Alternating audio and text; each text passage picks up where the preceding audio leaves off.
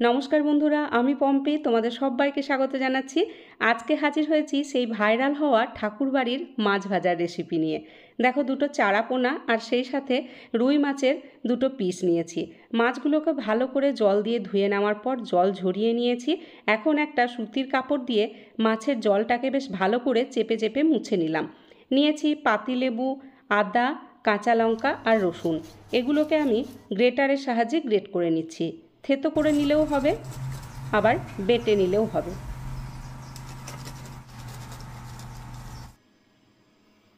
সবটাই গ্রেট করে নেওয়া হয়ে গেছে। এখন মাছের মধ্যে দিচ্ছি পাতিলেবুর রস,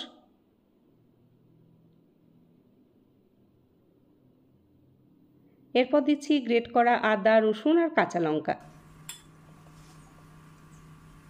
মাছের গায়ে ঘষে ঘষে খুব ভালো করে লাগিয়ে নিতে হবে। এপিট ওপিট উল্টে পাল্টে ভালো করে ঘষে ঘষে লাগিয়ে নেওয়ার পর দিচ্ছি পরিমাণ মতো লবণ, সামান্য হলুদ। লবণ আর হলুদটাকেও ভালো করে মাছের গায়ে লাগিয়ে নিচ্ছি।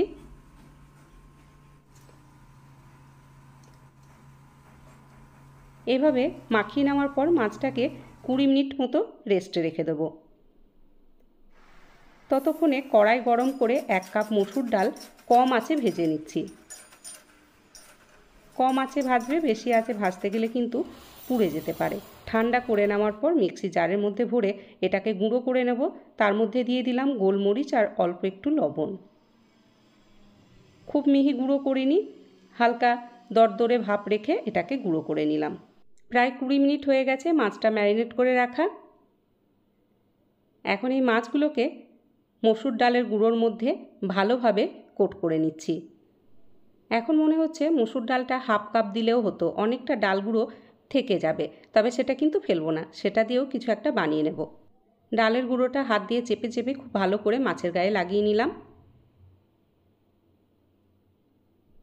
এখন মাছগুলোকে ভেজে নেব, তার জন্য সর্ষের তেল ভালো মতো গরম করে নিতে হবে।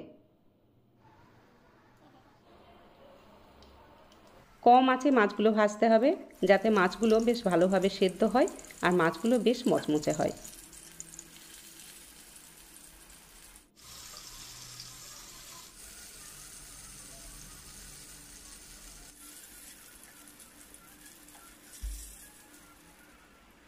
প্রায় 10 থেকে 12 মিনিট সময় লাগলো আমার মাছ ভাজতে। একই রকমভাবে সমস্তগুলোই ভেজে নেব। আর সেই যে বেঁচে যাওয়া ডালের গুঁড়ো, তার মধ্যে দেখো গ্রেট করা আদা, রসুন, কাঁচা লঙ্কার অবশিষ্ট অংশটা দিলাম। দিচ্ছি কয়েক টুকরো পেঁয়াজ, পরিমাণ মতো লবণ, সামান্য একটু ভাজা মশলার গুঁড়ো। এখন অল্প অল্প জল দিয়ে এটাকে বেশ ভালো করে মাখিয়ে নেব।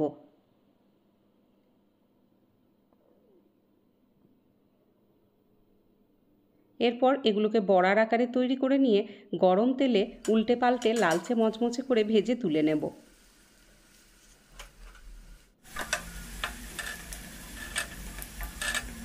এই গরম গরম বড়া ভাজা ভাতের সাথে খেতে অপূর্ব লাগবে। এখন চলো প্লেটের মধ্যে সাজিয়ে দিই সেই ভাইরাল হওয়ার ঠাকুরবাড়ির মাছ ভাজা। আমি এখানে চারাপোনা রুই মাছ দিয়ে বানিয়েছি, তোমরা চাইলে কাতলা মাছ বা অন্য যে কোনো মাছ দিয়ে বানিয়ে নিতে পারো।